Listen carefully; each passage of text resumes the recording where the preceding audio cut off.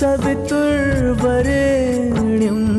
भर्गो देवस्य धीमहि धियो यो नः प्रचोदयात्।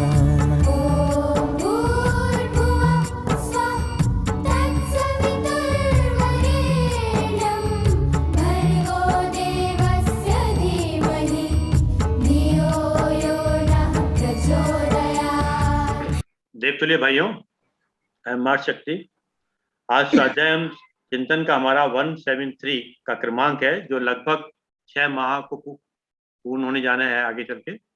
और आज का जो उद्बोधन है हम आदरणीय श्री GM अग्रवाल साहब ले रहे हैं। उससे पूर्व में भी आपने 2 उद्बोधन लिए अपने।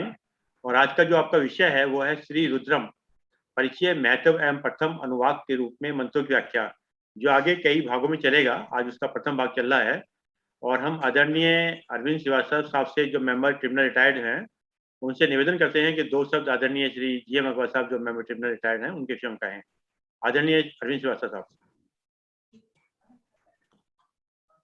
स्वाध्याय एवं चिंतन के संचालक महोदय श्री आदरणीय अरविंद शर्मा जी, सुधी श्रोतागण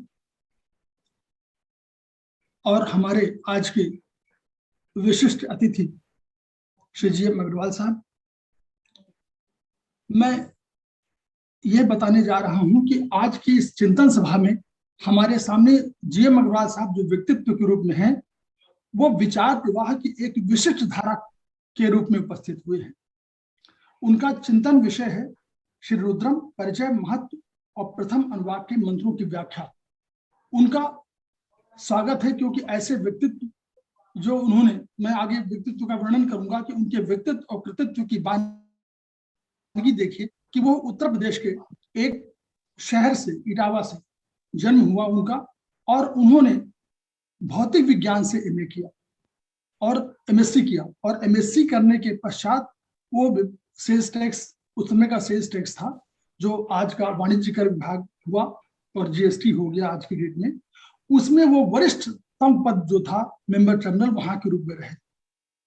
तो यह उनकी जो बानगी थी भौतिक शास्त्र के विद्यार्थी के रूप में, वह मेरे से ये है कि उनका जो ब्रेन का एक लेफ्ट जो ब्रेन होता है, ब्रेन में 2 पार्ट होते हैं, एक लेफ्ट ब्रेन और एक राइट ब्रेन। तो लेफ्ट ब्रेन एनालिटिकल, लॉजिकल और ऑब्जेक्टिव स्टडी करता है। तो भौतिक शास्त्र के रूप में उन्होंने एनालिटिकल स्टडी किया, लॉजिकल स्टडी किया, ऑब्जेक्टिव स्टडी किया। और राइट ब्रेन जब रिटायरमेंट हो गए तो राइट ब्रेन का देखिए कैसे उन्होंने भरपूर प्रयोग किया कि वो इंट्यूशनल करता है, वो सिंथेसाइजिंग करता है और वो सब्जेक्टिव स्टडी करता है। संस्कृत उन्होंने हाई स्कूल तक पढ़ी होगी उसके बाद, लेकिन संस्कृत में उन्होंने MA रिटायरमेंट के बाद किया। तो यह कहीं ना कहीं ईश्वरीय प्रेरणा उनके साथ रही और उनका लेफ्ट ब्रेन और राइट ब्रेन दोनों लगातार सक्रिय रहे आज की तिथि में भी। अध्ययन काल में तो उन्होंने जो लिखा होगा वो तो लिखा होगा, लेकिन इसके पश्चात देखिए लगातार अध्ययन से जुड़े रहे और उन्होंने 3 किताबें लिखी, श्री रुद्रम व उनकी चमत्कारिक शक्तियां, ईश्वर का वैज्ञानिक एवं शास्त्रीय विवेचन और काश हम भी वृक्ष होते। कविता भी यही राइट ब्रेन की ही धरोहर है, उसी राइट ब्रेन से निकलती है। तो ऐसे व्यक्तित्व को हमारे अपने बीच पाकर हम गौरवान्वित महसूस कर रहे हैं और हम उनका स्वागत करते हैं कि वो आज भगवान जो रुद्र की शक्तियां हैं, उन भगवान रुद्र की शक्तियों के विभिन्न आध्यात्मिक और दार्शनिक पक्ष से हम लोग अवगत हो सकेंगे, ऐसा हमारा विश्वास है। मैं उनका स्वागत इन पंक्तियों से कर रहा हूं कि न जाने कौन है जो छुप के मुझ में मेरे अंदर निरंतर बोलता है, और कभी मैं बोलता हूं उसमें छुपकर, कभी वो मुझ में छुपकर बोलता है। आदरणीय GM अग्रवाल साहब। धन्यवाद अरविंद श्रीवास्तव साहब। GM अग्रवाल साहब। सभी जनों को सबसे पहले मैं अरविंद श्रीवास्तव साहब का बहुत बहुत धन्यवाद देना चाहूंगा कि उन्होंने इतने शब्दों से मेरा परिचय दिया, यद्यपि मैं इसके योग्य नहीं हूँ। और श्री अरविंद जी स्वयं में बहुत अच्छे वक्ता हैं और बहुत विद्वान हैं, कवि हृदय हैं। और एक कवि हृदय होने के नाते उनके जो उद्गार थे उनका मैं सम्मान करता हूँ, स्वागत करता हूँ। जो भी ज्ञान जो है बिना गुरु के ज्ञान का अर्जन नहीं हो सकता है। और मैं श्री रुद्रम से पिछले 30 वर्षों से जुड़ा हूँ। अब इस प्रकार से जुड़ा हूँ कि मैं, एक गणेशपुरी जगह है बॉम्बे महाराष्ट्र में, ठाणे जिले में पड़ती है वो। मेरी आवाज ठीक से आ रही है आपको? हमारी आवाज? हाँ सही है, बिल्कुल ठीक है। अच्छा, क्योंकि मैंने स्पीकर लगा रखा है, तो चाहिए तो स्पीकर के से सही आ रही तो स्पीकर से बोलूं, वरना स्पीकर हटा। नहीं ठीक है, आवाज सही है। तो गणेशपुरी ठाणे जिले में एक जगह पड़ती है जहां पर सिद्ध गुरुदेव सिद्ध पीठ के नाम से एक संस्था है, आश्रम है, जो अंतरराष्ट्रीय संस्था है। वहां से मैं 30 वर्ष पूर्व से जुड़ा हुआ हूँ और वहां पर श्री रुद्रम का पाठ प्रातः काल ब्रह्म मुहूर्त का होता था, करीब 4 साढ़े 4 बजे। मैं करीब वहां पर 1 महीने रहा भी वहां पे अपने परिवार के साथ में। तो रुद्रम का पाठ जो है वैदिक मंत्रों के उच्चारण के साथ होता था। उदात, अनुदात, स्वर, पुलित, इस तरह के चिन्ह जो होते हैं वेद में, उनका प्रयोग करते हुए होता था। तो अगर सही मानिए तो मेरे पल्ले कुछ नहीं पड़ता, लेकिन एक चीज बड़ी आश्चर्यजनक चीज ये थी कि जो उसके स्पंदन थे, जो उसका एक वाइब्रेशन था, जो उसकी चेतना शक्ति थी, वो मेरे हृदय में बहुत अंदर तक गहराई तक जाती थी। धीरे धीरे फिर मैंने उसका अवगाहन किया, उसको समझा, उसको पढ़ा और उसके एक अनुवाद के 11वें अनुवाद रुद्रम का जो श्री नमकम का है, उसका मैंने दैनिक पाठ प्रारंभ किया। और आप विश्वास मानिए, कोई अतिशयोक्ति नहीं है कि श्री रुद्रम ने मेरे जीवन में इतना आमूलचूल परिवर्तन किया, इतनी आपदाओं से, इतनी विपत्तियों से बचाया, इतना कुछ हमको दिया कि मैं इसके बारे में शब्दों से व्यक्त नहीं कर सकता। रुद्रम एक ऐसी महा औषधि है, एक ऐसी पारस मणि है जिसका स्पर्श पाते ही तुच्छ से तुच्छ मनुष्य जो है वो देवतुल्य हो जाता है। और रुद्रम के बारे में ऐसा कई वेदों में, पुराणों में लिखा गया है कि रुद्रम का जो सेवन करता है उसको कोई भी आपदा, कोई विपत्ति, कोई रोग, कोई समस्या, कोई अपमृत्यु, इसका सामना नहीं करना पड़ता है। और मैं इसका जीता जानता उदाहरण आपके सामने। कई बार जीवन में ऐसी परिस्थितियां आई जिसमें मुझे लगा कि अब सब कुछ अवशेष नहीं है, सब कुछ जा रहा है, लेकिन श्री रुद्रम ने मेरा रक्षण किया, मेरा संरक्षण किया, मुझे नया जीवन। तो आज रुद्रम के बारे में हम आपको परिचय भी देंगे, उसका महत्व बताएंगे और रुद्रम चूंकि विशाल है इसलिए प्रथम अनुवाद के बारे में ही सीमित रखते हुए उसके मंत्रों का व्याख्यान करेंगे। अब रुद्रम है क्या चीज? रुद्रम जो है, वैसे तो हम कई चीजें पढ़ते रहते हैं श्री रुद्रम के बारे में, हम लोगों को जानकारी होती है। तो रुद्रम जो है कृष्ण यजुर्वेद के 33 संहिता के अंतर्गत आता है और 33 संहिता में 60 कांड है।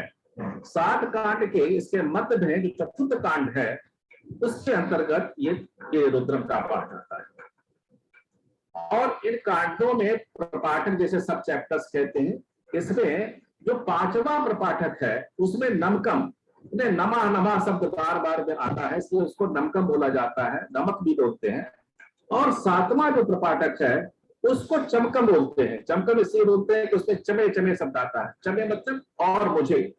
तो चमकम प्रपाठक में, नमकम में क्या है, हम स्तुतियां करते हैं भगवान रुद्र की, भगवान शंकर की स्तुतियां करते हैं। और चमकम में आप आश्चर्यजनक से आप सुनेंगे कि इतनी अनुभूतियां, इतने भौतिक पदार्थ, इतने आध्यात्मिक उपलब्धियां आपको प्राप्त होती हैं उससे, और उनका आवाहन किया जाता है भगवान शिव से, भगवान रुद्र से, कि अगर आपसे भगवान शिव खड़े होकर भी कहें कि आप बेटा वरदान मांग लो, तो आपके दिमाग में वो चीजें नहीं आएंगी। आप समझिए कि 3 से 58 वस्तुओं का, जो भौतिक आध्यात्मिक वस्तुएं, उनको चमकम के माध्यम से आपको प्राप्त करा। और नमकम में 183 बार 183 टाइम्स नमा नमा शब्द का प्रयोग होता है। और वो नमा शब्द का प्रयोग होता है भगवान शिव को नमस्कार किया जाता है। इसमें नमकम में यजुर्वेद के इस रुद्रम में है क्या चीज?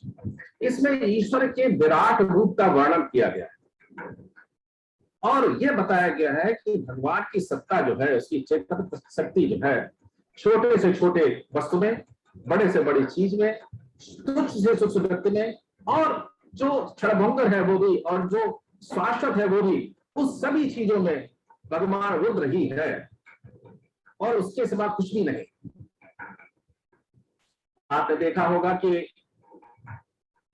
गीता के 11वें अध्याय में और ऋग्वेद के पुरुष सूक्त में भगवान के विराट रूप का वर्णन किया गया। लेकिन रुद्रम की विशेषता यह है और उसकी महानता यह है कि इसमें उससे भी ज्यादा व्यापक रूप से, उससे भी ज्यादा विस्तृत रूप से, उससे भी ज्यादा मनोहारी ढंग से उसका भगवान रुद्र के व्यापक रूप का वर्णन किया। और इसके छंदों की जो अनुष्टुप छंद, कई तरह के छंद होते हैं, वेद में लिखे गए हैं, करीब मुख्य रूप से 15 छंदों में वेदों की रचना की गई है और उसमें अनुष्टुप छंदों में इसकी रचना की गई है। बड़ी ध्वनि सौंदर्य इसका बड़ा बढ़िया ध्वनि सौंदर्य इसका है और उस ध्वनि सौंदर्य के साथ साथ इसकी जो भगवान का जो रूप है, वो रूप जो है जड़ चेतन सभी में समाया हुआ है, ऐसा इसमें व्याख्या की गई। पूर्व काल में क्या होता था कि जो ब्राह्मण लोग होते थे, वेद पाठी ब्राह्मण होते थे, उनके लिए रुद्रम का पाठ अत्यंत आवश्यक होता था। जैसे गायत्री मंत्र का पाठ करना आवश्यक होता था, उसी प्रकार से रुद्रम का पाठ भी आवश्यक होता था। और जहां कहीं भी औषधि का निर्माण होता था, औषधि के निर्माण के कार्य में भी रुद्रम का पाठ निरंतर चलता रहता। देखिए, हमने आपको शायद पहले बताया हो कि हमारा शरीर भौतिक और चेतन दो शक्तियों से बना। हम हमारी औषधियां इसलिए प्रभावकारी नहीं हो पाती हैं कि हम भौतिक रूप से तो उनका प्रयोग कर लेते हैं, लेकिन आध्यात्मिक उसकी चेतन शक्ति को हम उसके अंदर समावेश नहीं करते। तो रुद्रम के माध्यम से दोनों चीजें आपको प्राप्त होती हैं। इसकी जो मूल भावना है और इसका जो दर्शन है वो बहुत ही उच्च स्तरीय श्रेणी का है और एक तरह से अगर हम कहें तो पूरे वेदों का सार जो है वो रुद्रम है। पूरे वेदों का सार जो है वो रुद्रम है। रुद्रम की तो वैसे बहुत अलग अलग व्युत्पत्तियां की गई हैं, लेकिन एक दो व्युत्पत्तियों के बारे में हम बताना चाहेंगे कि रुद्रम का अगर हम शाब्दिक अर्थ लेना चाहें तो उसका शाब्दिक अर्थ होता है रुद्रम संसार दुखम द्रावयति, जो संसार के दुखों को भ्रमण कर दे, उनको पिघला दे, उनको समाप्त कर दे, उनका समन कर दे, वो रुद्रम है। और क्या है रुद्रम? रुद्रम देखिए कि रुद्रम जो है रोदयात सर्वान, सर्वान मतलब जो सबको रुलाने पर विवश करे। तो रुलाने पर विवश करे कि उसको दिखे जाने अनजाने में जो हमसे त्रुटियां होती हैं, जो हमसे पाप होते हैं, उनका दंड भी रुद्रम देता है।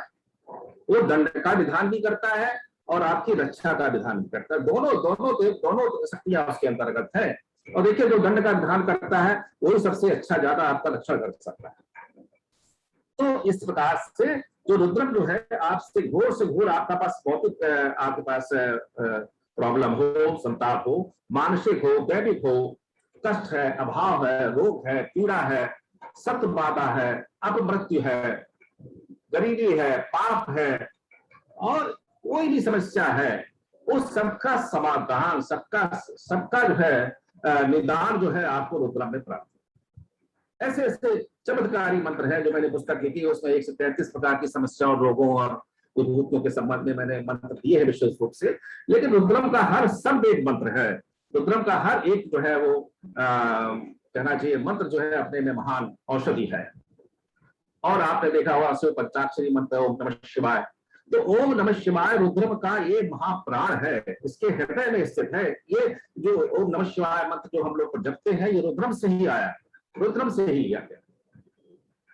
तो रुद्रम का संक्षिप्त परिचय है और यहां तक कहा गया है, देखिए कि रुद्राद्याहि बसेत यत्र ग्रामे वनगरे पिबा व्याधि दुर्वक्ष चोर व्याधा तत्र न जायते।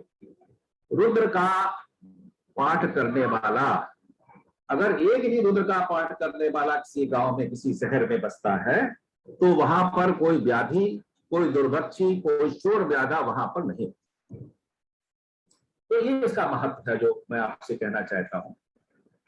अब ये नमकम और चमकम, जैसे मैंने बताया कि 2 इसमें अध्याय हैं, इन दोनों का संयुक्त रूप से जब हम पाठ करते हैं तो वो श्री रुद्रम कहलाता है। और उसको कुछ लोग सतरुद्रियम भी कहते हैं, रुद्रोपनिषद भी कहते हैं और रुद्र प्रश्न भी कहते हैं। आदि आदि नामों से इसकी चर्चा होती है वेदों में। सतरुद्रियम का तात्पर्य है कि सत माने 100 होते हैं, तो 100 का मतलब ये केवल नहीं है, सैकड़ों नामों से, असंख्य नामों से भगवान रुद्र की चर्चा की जाती है, इसलिए इसको सतरुद्रियम भी कहते हैं।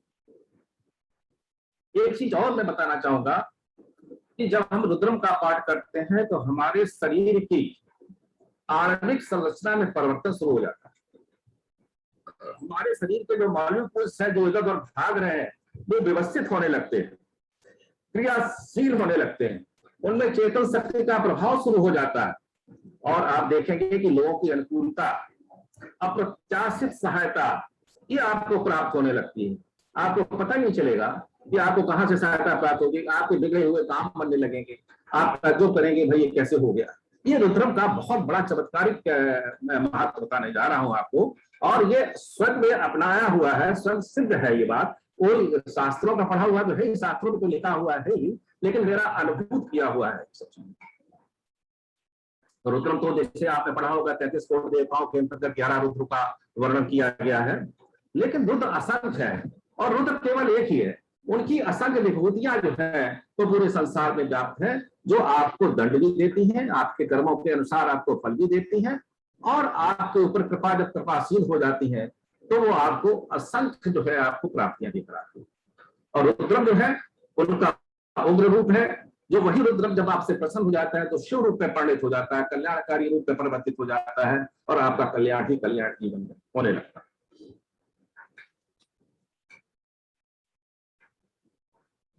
रुद्रम के देखिए, रुद्रम तो मैं तो 11 अनुवाद जो है रुद्रम के, उनका दैनिक पाठ रोज करता ही करता हूं।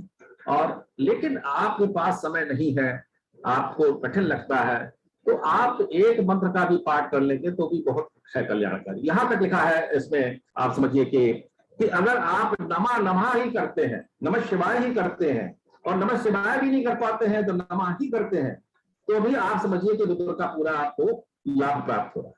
भाव से करते हैं, आप अपनी चेतना शक्ति से करते हैं, तो रुद्रम का एक एक शब्द बहुत कल्याणकारी। आपने सुना होगा रुद्रम के अनेक प्रभेद भी होते हैं, जैसे कि एक बार रुद्रम के नमकम का और 11 बार चमकम का अगर पाठ किया जाता है तो रुद्र एकादशी कहलाता है एक बार। तो इसलिए आप जैसे अगर रुद्रम का पाठ कर रहे हैं तो आप अगर 11 दिन नमकम का पाठ केवल कर रहे हैं और एक दिन चमकम का पाठ कर लेते हैं तो वो भी सफिशिएंट है। चमकम का रोज पाठ करने की आवश्यकता नहीं है। चमकम से जो है तमाम तरह की चीजों को मांगते हैं भगवान ईश्वर से, तो पहले प्रार्थना करेंगे, प्रार्थना की संख्या बढ़ाएंगे, तब हमें अपने आप चीजें प्राप्त होना शुरू होगी। और जब 11 रुद्र एकादशी यानी तो उसको कर लेते हैं तो 11 × 11 यानी 121 बार नमकम का पाठ और 11 बार चमकम का पाठ करने पर वो लघु रुद्रम कहलाता है। इसी प्रकार 11 आवृत्तियां जब लघु रुद्रम की हो जाती हैं तो वो महारुद्रम कहलाता है, और फिर 11 आवृत्तियां अगर महारुद्रम की हो जाती हैं तो अतिरुद्रम कहलाता है। तो ये पाठ के प्रभेद है, जैसे जैसे इसकी श्रद्धा और सामर्थ्य और शक्ति होती है, समय होता है, उसके हिसाब से वो रुद्रम का पाठ करता है। तो हम विषय पे अब आना चाहेंगे, और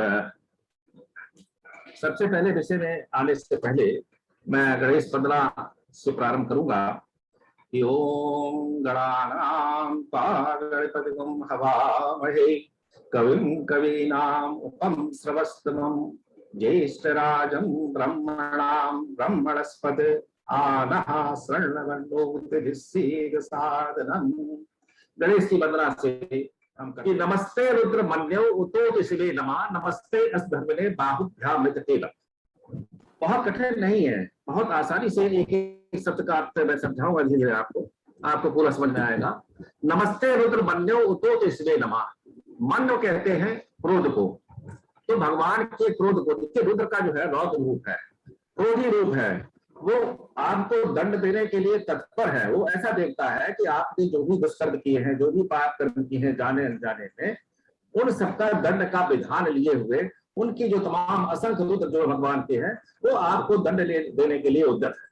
तो दंड देने के लिए उद्यत होगा तो वो क्रोधी होगा, क्रोध में होगा। तो सबसे पहले अगर कोई आपका जो सामर्थ्यवान व्यक्ति है, तो सबसे पहले उसके क्रोध को शांत करने की बात हम सोचेंगे। तो उसी में कहा गया कि नमस्ते रुद्रमन्यो तो नमः और नमस्ते अस धन्वने बाहुभ्याम तेना। तो सबसे पहले आपके क्रोध को नमस्कार करता हूं और फिर उसके बाद इसमें नमः, इसमें माने कहते हैं इस माने धनुष बाण को, और आपके बाण को नमस्कार है, क्योंकि आप बाण से मेरा जो है वध करना चाहते हैं, मुझे दंड देना चाहते हैं, तो उसको भी नमस्कार है, उसको प्रणाम, उसको साथ कर रहा हूं। और नमस्ते अस धन्वने बाहुभ्याम तेना, और आपके धनुष को, धन्वने माने धनुष को, आपके धनुष को नमस्कार है। और जिससे संधान करने जा रहे हैं, धनुष से और बाण का संधान करने आप जा रहे हैं, उन बाहुओं को, दोनों बाहुओं को भी नमस्कार। देखिए अब कितनी बड़ी बात और कितना साइंटिफिक है कि अगर सपोज चलिए आपका बॉस जो है आपसे किसी विषय पर नाराज है, या राजा आपका जो है नाराज है, तो सबसे पहले उसके क्रोध को शांत करने का हम विधान सोचेंगे। उसके बाद अब उसके जो उपादान होंगे, जो उसके साधन होंगे दंड देने के, उसको हम शांत करेंगे। तो साधन क्या है? धनुष है, बाण है और बाहु है जो आपके, जिससे कि संधान करने जा रहे हैं। तो उनको नमस्कार करके हम आपके क्रोध को शांत करने जा रहे हैं। तो अब देखिए क्या इस मंत्र का प्रभाव क्या है कि आपका कोई भी राजा है, शासक है, वरिष्ठ जन है, अगर आपसे क्रोध है, किसी बात से आपसे नाराज है, तो आप इस मंत्र का जाप करते हैं, इस मंत्र का पाठ करते हैं, तो आप निश्चित जानिए कि उसका क्रोध शांत हो जाएगा और आपको जो दंड का विधान होने जा रहा था, उस विधान से आपको छुटकारा मिल जाएगा। ये इसका प्रभाव है इसका।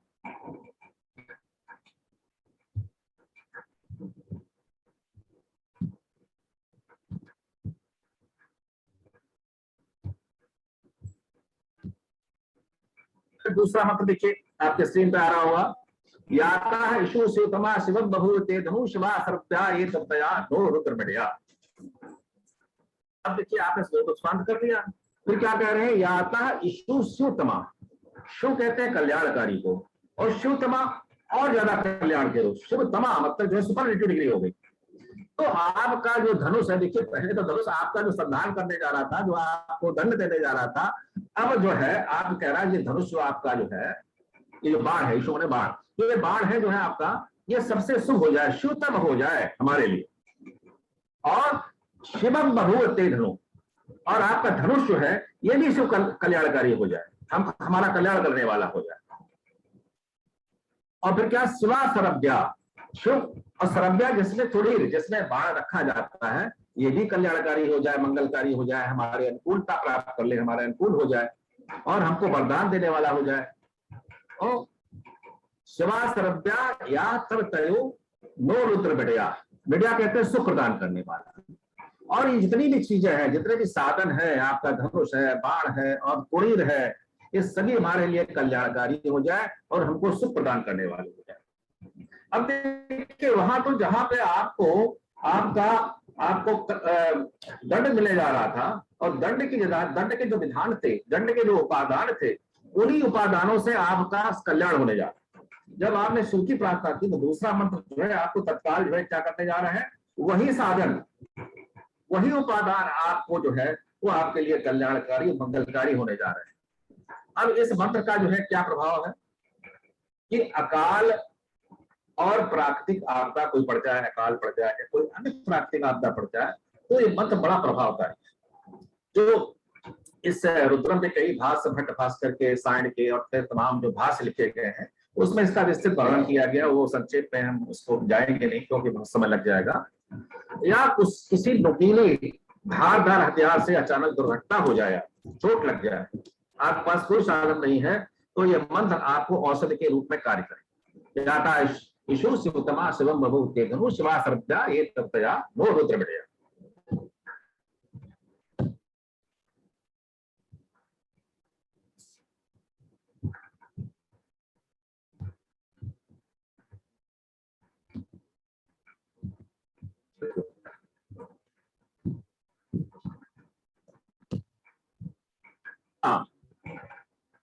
तीसरा मंत्र देखिए, याते रुस्मा तुनुर्घोरा पापकासिनी तया नष्ट गवा संतमया दृसंता विचाक्षी। अब कह रहे हैं रुद्र भगवान से कि याते रुद्र शिवा तनूर घोरा पापकासिनी। हे शिव, ये जो तनु आपका जो शरीर है वो कैसा है? अघोरा। एक तो घोर होता है जो रुद्र उग्र होता है, और क्रोधी है, दंड देने वाला है, वो कैसा हो जाए? अघोरा हो जाए, मतलब उसका विपरीत हो जाए, यानी मंगलमय हो जाए, कल्याणकारी हो जाए। और अपाप कासनी, अपाप कासनी पाप का उल्टा अपाप, अपाप प्रकाशनी, अपाप प्रकाशनी। इसका माने क्या हो जाए आपका? कि मुझे आत्मज्ञान देने वाला हो जाए। आपका स्वरूप जो है एक तो जो है वो सौम्य हो जाए, सरल हो जाए, कल्याणकारी हो जाए, मंगलकारी हो जाए, और हमें आत्मज्ञान देने वाला हो जाए। तया नस्तवा संतमया। संतमया का भी मतलब यही होता है कि आपको ये संतमया हो जाए। और दृढ़संता विचारसी, दृढ़संता मतलब वेद के वाणी के अनुरूप हो जाए। दृढ़संत मतलब वेद की वाणी, और संतमया मतलब जो आपको आत्मज्ञान देने वाला हो, अभिचाक्षी ही। तो ये चीजें हमको प्राप्त हो जाए। आपका जो मैंने आपका अभिषेक किया है, आपका मैंने जो प्रार्थना कर रहा हूँ, आपका जो मैं नमस्कार कर रहा हूँ, उससे मुझे क्या प्राप्त होगा? कि आते घोरा पापकासिनी तया नष्ट संतमया विचारसी। अब देखिए इन मंत्रों में, वेद मंत्रों में आपके विभिन्न रोगों की औषधियां भी छिपी हुई। देखिए इसमें क्या है कि मोक्ष और आत्मज्ञान प्राप्त करने के लिए तो मंत्र है ही ये, और दूसरा क्या है कि अस्थमा का ये मंत्र है। किसी को अस्थमा रोग हो तो ये मंत्र बड़ा प्रभावकारी, बड़ा चमत्कारी मंत्र है। कैसे? कि याता, याता कहते हैं जो आया पहले, याता, याता कहते हैं छाती को, और दस्त कहते हैं नासिका को। संतमया, संतमया एक संतमया का एक अर्थ होता है घुटन होना, घुटन सा अनुभव करना। और गृहसंता, श्वास लेते समय, गृह कहते हैं किसी ऊंची चीज को, पर्वत को कहते हैं जैसे, तो श्वास लेते समय छाती को ऊपर नीचे जैसे हो रही है, तो ये अस्थमा के सभी लक्षण है कि आपकी छाती, आपकी सांस तेज चलेगी, आपके नासिका में जो है सांस लेने में दिक्कत होगी, आपको घुटन महसूस होगी। और पाप का से मतलब था नष्ट करने वाला। तो इन लक्षणों का समन करने वाला, इन लक्षणों का शांत करने वाला, इनको दूर करने वाला ये मंत्र जो है, इसमें औषध ही छुपी हुई है इस मंत्र में कि किस रोग के लिए प्रभावकारी है ये मंत्र। चौथा मंत्र ये कि याम सत्य हस्ते विभर्सस्ते शिवाम धृत काम कुर्माह्यम श्री पुरुषम जगत। याम शम, या शम माने बाण।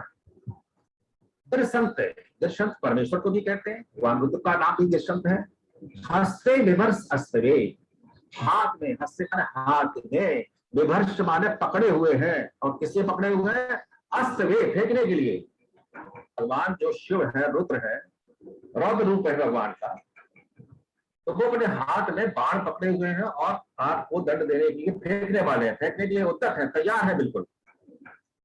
तो क्या करना है? शिवाम गृत ताम कुर्माहिगम सी पुरुषम जगत। तो उसमें क्या कह रहे हैं कि शिवाम गृत, हे गिरित्र, हे शंकर, गिर पर निवास करने वाले, कैलाश पर रहने वाले रुद्र भगवान, शिव भगवान, शिवाम, उसको आप शिव कल्याणकारी कर दीजिए। हमारे जो बाण हमको दंड देने वाला है वो हमको वरदान देने वाला बन जाए, ऐसा कर दीजिए आप। और कुर्मा हिंसी, हिंसी माने मेरा वध मत करिए, मुझे दंड मत दीजिए। मां माने निषेध के लिए मां का प्रयोग होता है संस्कृत में, मत से होता है, ना करें। पुरुषम जगत, और देखिए यहाँ अपने लिए नहीं केवल मांग रहे, पुरुषम तो हो गया कि हमारे, हम जो हम हैं, और हमारे जो संबंधी है, हमारे मित्रगण है, हमारे शुभ चिंतक हैं, उन सबके लिए पुरुषम शब्द का प्रयोग किया। और जगत, जगत माने पूरे संसार हो, अन्य लोग भी जो हैं, तो मेरा कल्याण तो करिए करिए, और मेरी इन प्रार्थनाओं से, मेरी इन वंदनाओं से, मेरे मंत्रों के पाठ से जगत का भी कल्याण। देखिए हमारे वेदों में और हमारे शास्त्रों में केवल सेल्फ मतलब जो है उसके लिए नहीं हमेशा कहा गया, जगत के कल्याण के लिए हमेशा बात करिए।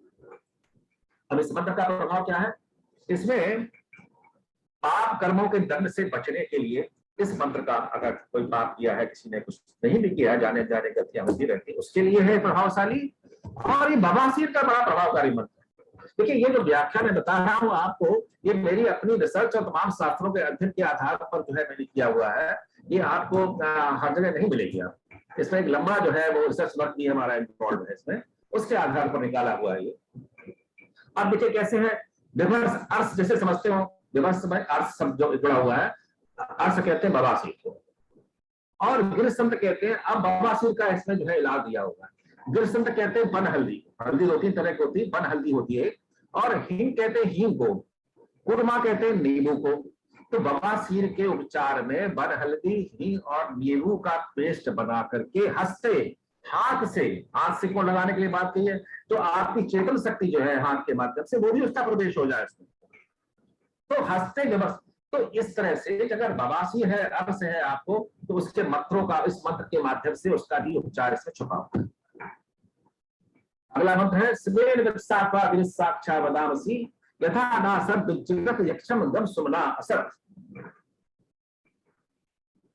आप कह रहे हैं कि हम आपको सिवेल बख्शा, कैसे वचनों से, बड़े कल्याणकारी और मंगलकारी, बहुत भक्ति भावना से, पूरे सत्कार के साथ, पूरे भाव के साथ, पूरे आदर के साथ मैं आपकी स्तुतियां कर रहा हूं। और साक्षा बदामसी, मतलब जो वेदों में जो मंत्र दिए गए हैं सब वेद मंत्र है, वेदों के मंत्रों में आप कोई हेरफेर नहीं कर सकते, वो छंदों के उसकी ध्वनि की आकृतियां हैं, फ्रीक्वेंसी है पर्टिकुलर, उन सबका प्रभाव अलग होता है। तो गिर साक्षा बदामसी यथा ना सर्व जगत यक्षम गम सुमना असत। तो इससे क्या होगा, संपूर्ण संसार का, जगत संपूर्ण संसार का अयक्षमम, रोगों से मुक्ति मिल जाए। और सुमना, देखिए सुमना सुंदर मन हो, हमारा आपसी भी सुंदर मन हो, आपसी विचार तालमेल भी अच्छा हो, और भगवान से भी प्रार्थना कर रहे हैं कि आपका मन भी हमारे प्रति कैसा हो जाए, सुंदर मन हो जाए, अच्छा मन हो जाए। जब सुंदर मन होगा तो निश्चित रूप से हमारी गलतियों को भी आप माफ करेंगे, और हमको कोई दंड न दे करके हमको आप वरदान ही देंगे। सुमना असत, तो ये सुमना असत वर्ण जो है भगवान के लिए बहुत ही अच्छा मंत्र है ये, और इसमें भगवान से ये मांगा गया है कि आपकी जो सुंदर स्थितियां हम कर रहे हैं उससे आपका मन जो है हमारे प्रति अनुकूल हो जाए। अब देखिए इसमें 2 चीजें हैं, इसमें इसका प्रभाव क्या है, एक तो अकाल मृत्यु से बचने का ये मंत्र है, और दूसरा ट्यूबरकुलोसिस का मंत्र है ये। कैसे है ट्यूबरकुलोसिस का मंत्र, देखिए इसमें आया यक्षमम गम सुमना असत। यक्ष कहते हैं, यक्षमम कहते हैं क्षय रोग को, ट्यूबरकुलोसिस को। तो क्षय रोग का इसमें औषधि भी छुपी हुई है, यानी भौतिक पदार्थ भी है, और मंत्र के बाद चेतन शक्ति भी है।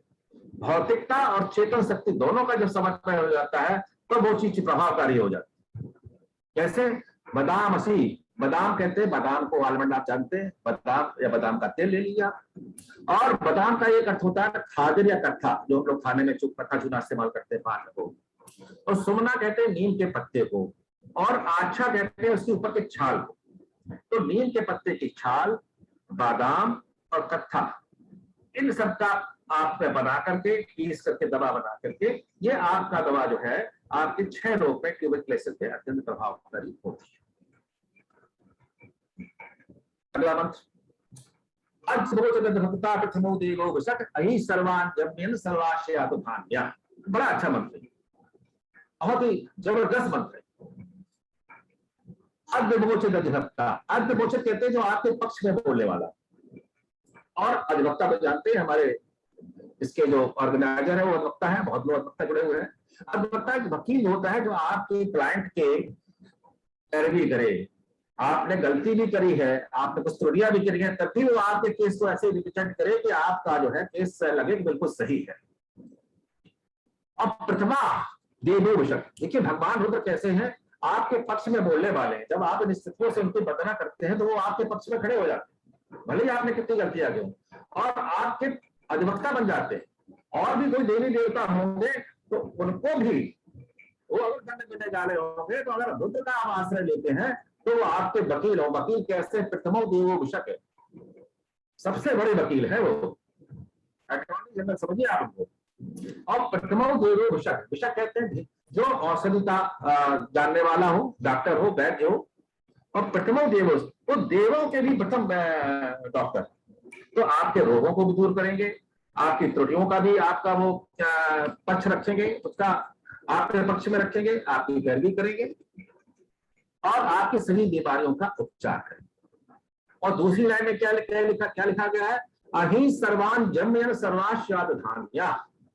अहिष कहते हैं सब प्रकार के सांप बिच्छू, आपने पढ़ा होगा कि सुरसा नाम अहिन की माता, ठीक है ना। तो अहिन कहते हैं जो आपके सांप बिच्छू जो विषैले जो चीज होते हैं उनको अहिंस बोलते हैं। और सर्वास यात धान्या, जात धान्य सेना संवारी, यात धान्य माने राक्षस गण भूत प्रेत पिशाच, इन सबको जो आप जब इस मंत्र का पाठ करते हैं तो ये सब जो है विषैले जीव जंतु जो है और राक्षस गण है, भूत प्रेत आदि है, ये इनको सबको जो है क्या करते हैं, जम्बेन पे नष्ट कर देते हैं। जम्बेन में जबड़ों में रख लेते हैं, चबा लेते हैं, चबाने का मतलब समूल नष्ट कर देते हैं। तो इस मंत्र का दो बड़े प्रभावकारी है कि भूत प्रेत बुरी आत्मा है किसी के ऊपर आई हुई है, कोई विष का प्रभाव है, सांप बिच्छू ने काट लिया है, तो ये मंत्र बड़ा प्रभाव। देखिए औषधि तो करें, मैं नहीं कह रहा हूं कि आप केवल मंत्र पढ़ के करें, औषधि तो करेंगे आप, लेकिन इस मंत्र का भी प्रयोग करेंगे तो आपको दुगना लाभ चौगुना लाभ हो जाए। और किसी मुकदमे में आपको फंसे हुए हैं, कोई केस लगा हुआ है आपका, तो इस मंत्र का पाठ करें आप रेगुलर, भगवान रुद्र जरूर आपकी सहायता करेंगे और आपको मुकदमे में सफलता, ये इसका प्रभाव।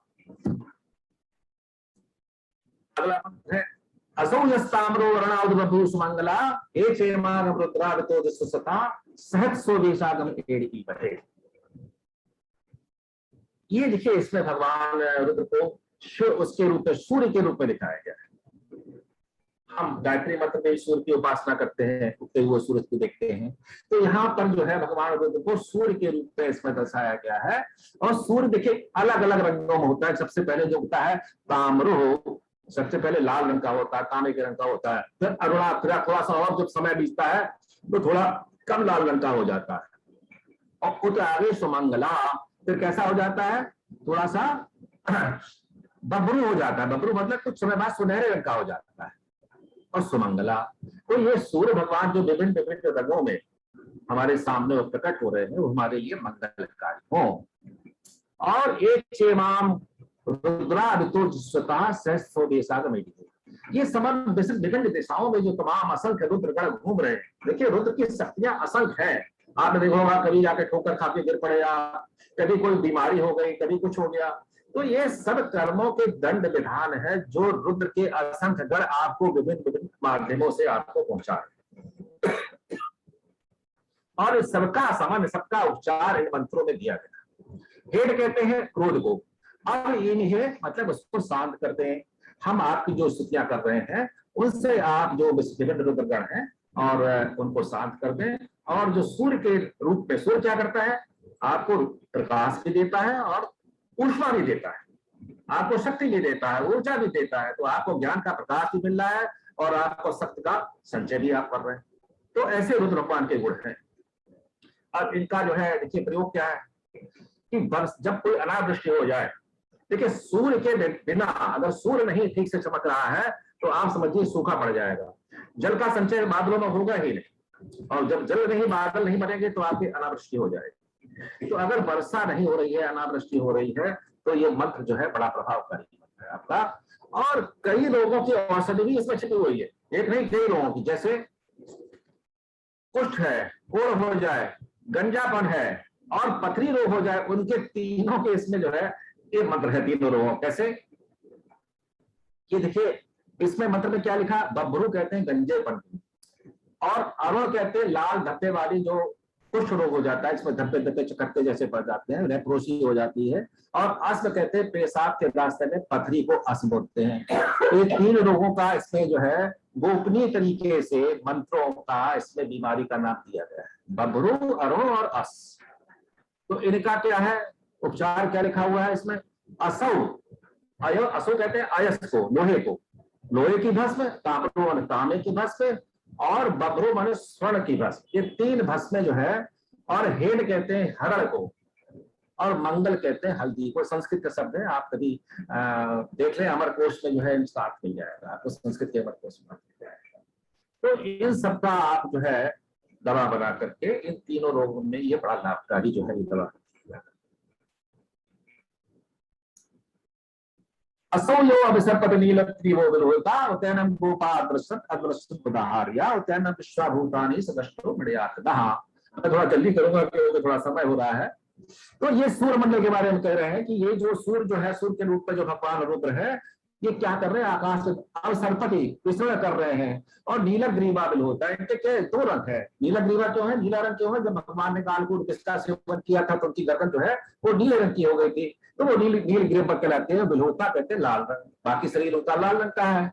उतैनम गोपाल कृष्ण दर्शन उधारया। तो सूर्य का जो दर्शन करता है वो कौन करते हैं, गो ग्वाल वाले करते हैं। ग्वाल वाले तो पढ़े लिखे नहीं है, तो भगवान का दर्शन करने के लिए कोई ऐसा नहीं कि बहुत बड़े विद्वान हो आप, तभी आप उनका दर्शन कर पाएंगे, तभी उनका सानिध्य प्राप्त कर पाएंगे। आपको केवल एक बार उनकी श्रद्धा होना चाहिए हृदय में। तो चाहे आप गोप हो, चाहे आप पानी भरने वाली जो है जो औरतें होती है बिना पढ़े लिखी वो हो, सबको सुख देने वाले जो है भगवान रुद्र है। और देखिए इसमें इस मंत्र में क्या है, अकाल व सूखा रोकने का तो है इसमें, सर्प काटने या नाक से जब खून गिरता है, नक्सील जिसको बोलते हैं, उसका भी मंत्र इसमें है। कैसे है, बिलोहिता कहते हैं नाक से खून बहने को बिलोहित कहते हैं। लोहित कहते हैं लाल रंग को, बिलोहिता मैंने उसको बहने को कहते हैं। और नील जो है विष्णु कहते हैं, तो नीलकूट जो है भगवान विष्णु शंकर है। तो इसमें खून बहने का और जहर का प्रभाव होने पर इस मंत्र का प्रयोग आप आसानी से कर सकते हैं, प्रभावकारी मंत्र है, इसका प्रयोग करें। अगला मंत्र है कि नमोस्तु नीलग्रीवाय सहस्राक्षाय नील से अथो ये सत्वानोहम तेभ्यो करम नमः। देखिए इस मंत्र में क्या गया है कि नीलकंठाय नीलग्रीवाय, भगवान रुद्र है, नीलकंठ तो है ही है, और सहस्राक्षाय उनके असंख्य नेत्र है, सहस्त्र नेत्र है। तो ऐसा नहीं कि अगर किसी भगवान ने के भक्त का कल्याण कर रहे हैं तो दूसरे भक्त जो है उससे वंचित रह जाएंगे।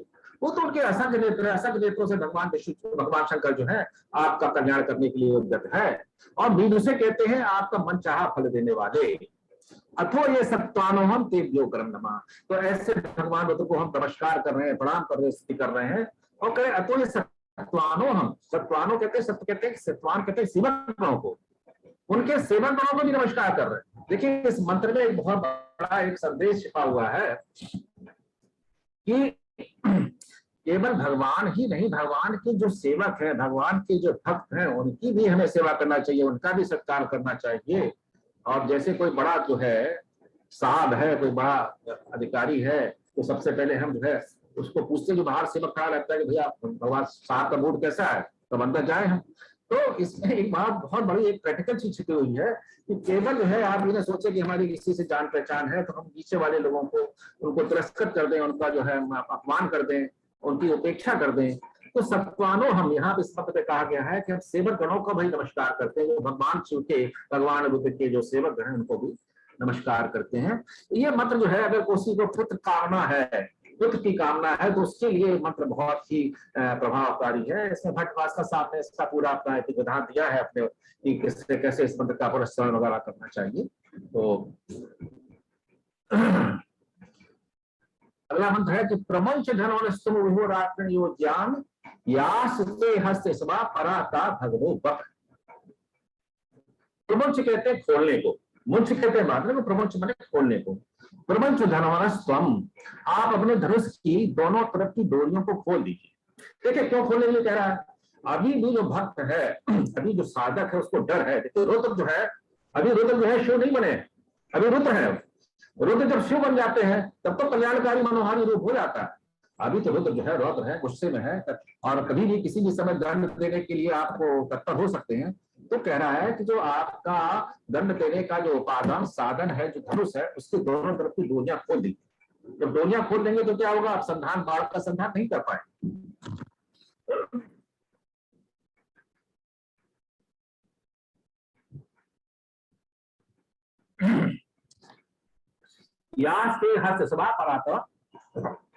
भगवो बाण, तो ये जो बाण है आपका, उनको क्या करिए, हाथ में जो आपके हस्ते इश्वा, हाथ में जो बाण है उसको परावप कर दीजिए, हमारे सामने से दूर कर दीजिए। भगवान माने भगवान, तो भगवान से प्रार्थना कर रहा है। अभी भी उसको भय है भक्त को, कहीं ऐसा न हो जाए कि उनको हमारे पाप पुनः याद आ जाए और वो कहते हैं तो भाई बहुत पापी है, इसको तो दंड मिलना ही मिलना चाहिए। तो उस दंड से बचने के लिए ये भगवान से प्रार्थना कर रहा है कि अपना धनुष बाण जो है बहुत दूर हमसे कर दीजिए, जिससे कि ये जो आपके साधन है वो हमारे ऊपर प्रयोग न हो पाए। इस मंत्र का प्रयोग जो है कि कोई नुकीली या धारदार हथियार से जो है घायल हो जाता है कोई व्यक्ति, पहले जो तो भूमि में बहुत इसका प्रयोग होता था मंत्रों का, इस प्रकार के मंत्रों का, कि बाण लग गया या कोई और धारदार तलवार से कोई घायल हो गया या कोई और चीज हो गई, तो उस समय इस मंत्र का प्रयोग करने से उसका उपचार भी हो जाता था। और या कोई सामर्थ्यवान व्यक्ति है, उसको क्रोधित है आपसे, आपको दंड देने के लिए उद्यत है, तो भी इस मंत्र का प्रयोग आप कर सकते हैं। अगला मंत्र है अब तक अनुस्तम सहस्त्राक्षा सदे सुधे शीर सल्याना मुखासिबोना शुभना।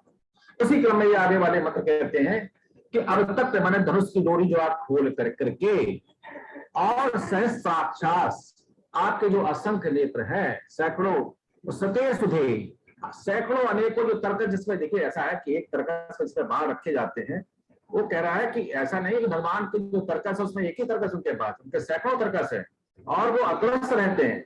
तो आप ये मत समझिए कि एक तर्कस खाली हो गया तो आप बच गए, वो कहीं भी किसी भी तर्कस से कोई भी बाण, कोई भी आपका साधन आपके लिए दंड देने का निकाल सकते हैं। तो और विशीर संज्ञाना मुखासिबोना शुभना, जो बाण है उनको आप निशीर कर दीजिए, उनके जो अग्रभाग है, उनका जो नुकीला भाग है उसको निशीर करने मतलब उसको मुथरा कर दीजिए। वो बाण जो अगर आप मारे भी तो हमारे ऊपर प्रभावकारी ना हो पाए, ऐसा बना दीजिए। और फिर कहते हैं शिवो ना शुभना, शुभ कहते हैं कल्याणकारी को, शुभना मन सुंदर बनवा करें।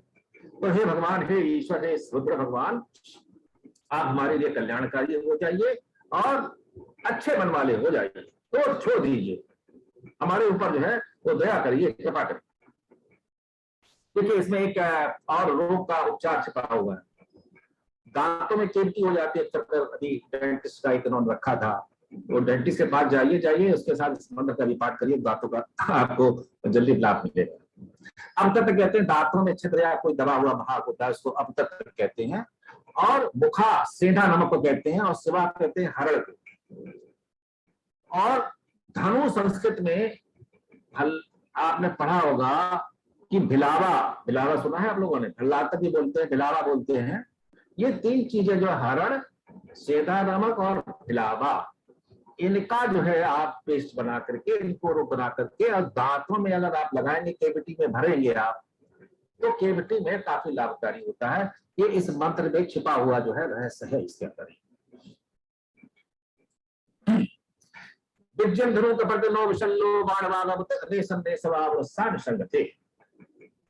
तो उसी क्रम में कहते हैं बिजम, कहते हैं डोरी करते। तो धनुष है बिजम, उसको जा कहते हैं डोरी को, और बिजम कहते हैं डोरी रहित कर दीजिए। कपर्दने भगवान शिव का एक नाम कपर्दना भी है। और विशल्य, सल से रहित कर दिए, बाणों से रहित कर दीजिए, और तर्कस को भी आप बाणों से रहित कर दीजिए, और उनकी मारक क्षमता जो है उनको शांत कर दीजिए। जो भी आपके आयुध है, जो भी आपके अस्त्र शस्त्र है, उनकी क्षमता को हमारे प्रति जो है उसको शांत कर दीजिए, आप सख्त से रहित कर दीजिए। तो इस मंत्र में अगर नुकीले हथियार से घाव को ठीक करने का मंत्र भी इसमें छुपा हुआ है। एक मंत्र और है, उसका व्याख्या करूंगा, उसके बाद समाप्त हो जाएंगे। यहाँ पे हेतुर्मिदुष्टम हस्ते बभूवते धनु तया आसमान विसुता तम आयक्षमा पर भुज। देखिए ये तो सब कर लिया, उसके बाद क्या कह रहा है कि आपका जो हेती कहते हैं तलवार की तरह एक जो हथियार होता है, वो उसको हेती बोलते हैं। गांव देहातों में भी हेती बोला जाता है कुछ धारदार हथियार को। और मीढुष्टम, ये सब जो हथियार है उनको क्या करती है, मीढुष्टम कर दीजिए, अपने भक्तों के लिए इच्छित वस्तु देने वाले कर दीजिए। दंड की बात तो छोड़ ही दीजिए, आप इन्हीं हथियारों से, इन्हीं चीजों से हमारी रक्षा करिए और हमारे लिए कल्याणकारी इच्छित वस्तु देने वाला बना दीजिए। और आसमान विश्वता, सभी प्रकार के, विश्वता कहते हैं सभी प्रकार के, अयक्षमया, रोगों को दूर करने का साधन बना दीजिए।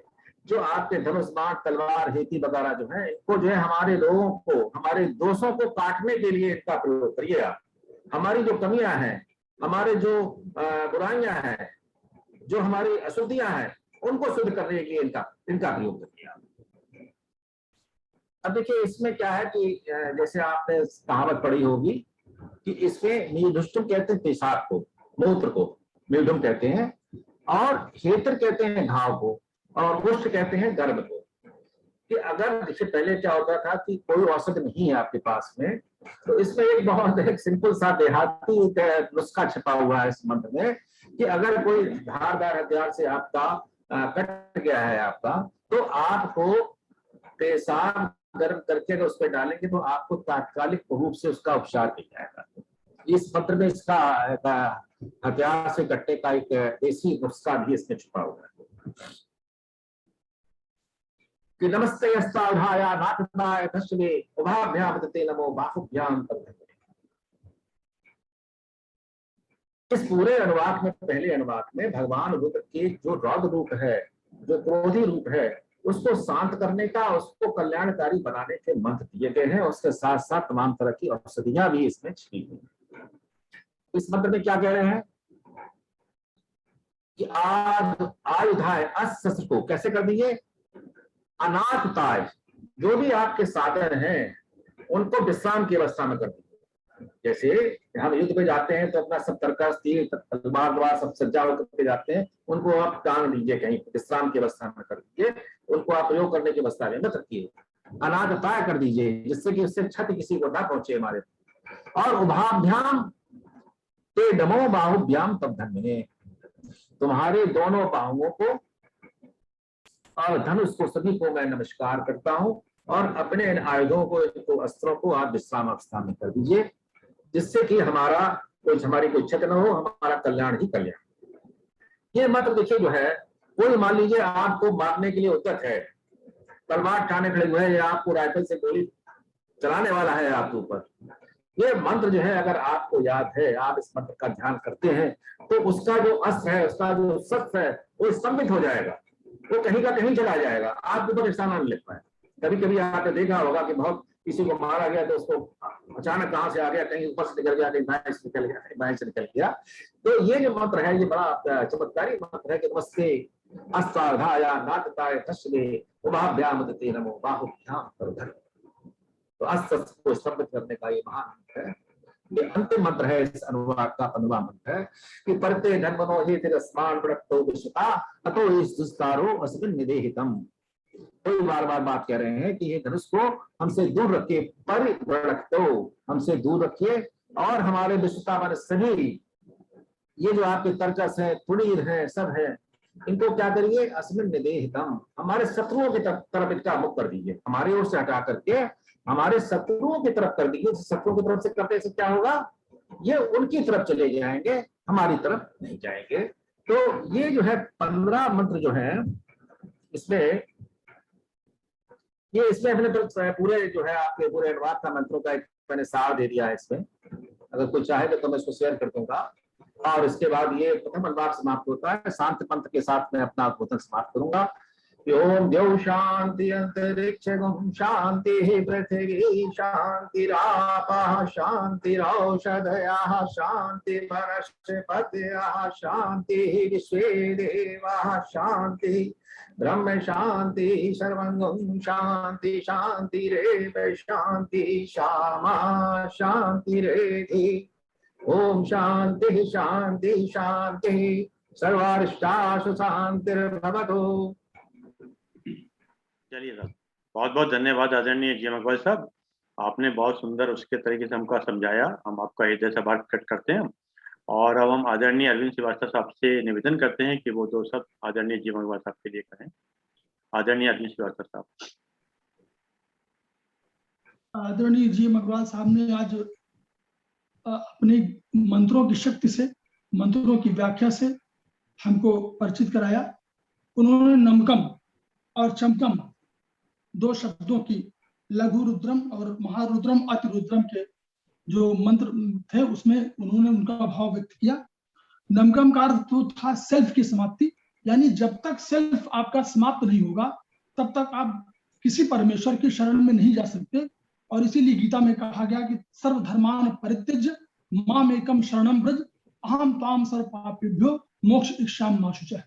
तो वो जब तक आप सेल्फ की समाप्ति करेंगे तभी आप चमकम चमे, इसका चमे का अर्थ है कि गिव दैट टू मी, वो शक्ति मुझे दीजिए जो मेरे लिए कल्याणकारी हो।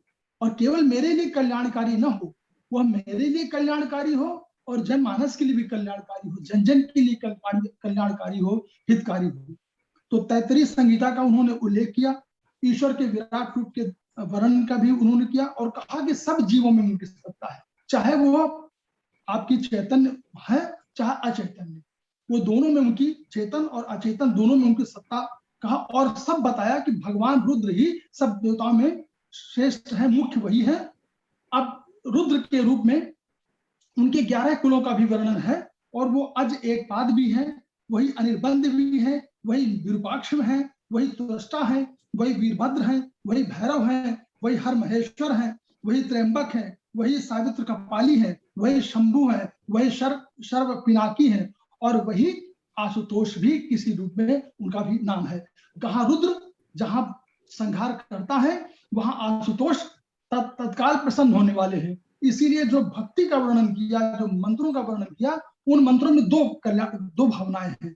एक भावना है कि हमारा कल्याण करिए, जन का कल्याण करिए, लेकिन उन्हीं मंत्रों में यह एक रहस्य छिपा हुआ है कि हमारे तमाम जन कल्याणकारी योजनाओं का, जैसे कि उन्होंने कहा कि अकाल, अगर अकाल हो रही है तो अकाल वर्षा के लिए संबंध में भी, अनावृष्टि के लिए भी, अकाल के लिए, सूखा के लिए, यक्ष्मा के लिए, पाइल्स के लिए, अस्थमा के लिए, पथरी और इन रोगों का उपचार भी है, गंजापन, कुष्ठ, सर्प, जो कैविटी का उपचार, इन सब के बारे में ये बताया गया। तो यानी इसका रूप दो है। एक रूप आप शुद्ध कह सकते हैं कि वह आपके लिए कल्याणकारी है और जिसमें भक्ति का रूप है, जिसमें आप कहते हैं कि हमारे लिए कल्याणकारी हुई और जन के कल्याणकारी हुई। लेकिन एक दूसरा अर्थ यह है कि यह उनका औषधि में भी उन मंत्रों का प्रयोग हो सकता है। यह शायद बहुत बढ़िया उनकी रिसर्च है इसमें। उनको निश्चित रूप से साधुवाद शब्द छोटे हैं, उनको नहीं कह सकते, लेकिन रुद्र, इसमें कोई शक नहीं कि रुद्र संहारक हैं, लेकिन वो नाद विद्या के आगम भी हैं, डमरू उनका वाद्य है, वनस्पति विज्ञानी भी है। और इसीलिए इन जो पंक्तियों में जो हमारी मंत्र है उनमें वनस्पति के बारे में बताया गया है। वाणी और अक्षर की उत्पत्ति उन्होंने की है, वो कामारी भी है, वो कामजयी भी है। इसलिए इसमें कोई शक नहीं कि भगवान रुद्र ही मुख्य है। और मैं उनका धन्यवाद कैसे करूं शब्द, क्योंकि उनकी रिसर्च इतनी बड़ी है, वो हमारे लिए पूरे हमारे संस्था के लिए सहयोगी हो, कल्याणकारी हो, जन जन के लिए हमारी यही प्रार्थना है। और धन्यवाद शब्दों में सभी। धन्यवाद अरविंद जी, धन्यवाद अरविंद श्रीवास्तव, धन्यवाद जी। हम ओम शांति शांति शांति।